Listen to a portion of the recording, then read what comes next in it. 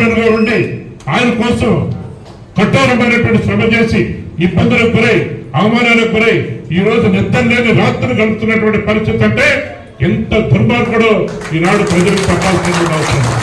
దుర్మార్గమైనటువంటి రాజకీయాలు చేసేటువంటి దుర్మార్గమైన నాయకుడు ఈ నల్లపరెడ్డి ప్రసన్న అన్నటువంటి విషయాన్ని ప్రజల వద్దకు తీసుకెళ్లి ప్రతి ప్రజలకి మనం చెప్పాల్సినటువంటి అవసరం ఉంది.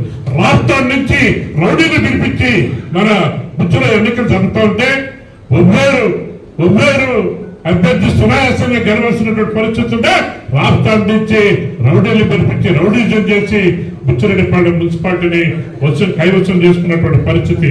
ఈరోజు ఖచ్చితంగా దినేష్ రెడ్డి మీ సేవకుడుగా ఉంటాడు, నిరంతరం మీకు అందుబాటులో ఉంటాడు, ఎక్కడ మీకు చెడ్డ పేరు తీసుకురాడు రానివాడు.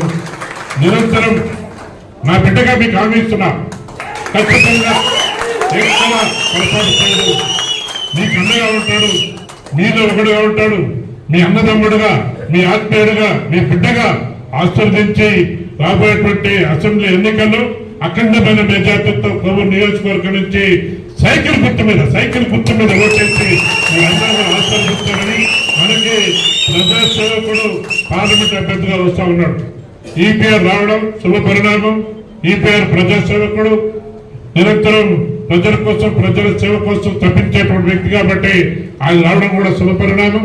అటువంటి వ్యక్తి మంచి వ్యక్తిని కూడా మనం అందరూ చేర్చుకొని ఆయన విజయాన్ని కూడా అందరూ కూడా కష్టపడి పనిచేస్తామన్నటువంటి విషయాన్ని కూడా ఈ సందర్భంలో మీ అందరికీ నేను మనవి చేస్తూ, మనకు అనేకమైనటువంటి సమస్యలు ఉన్నాయి.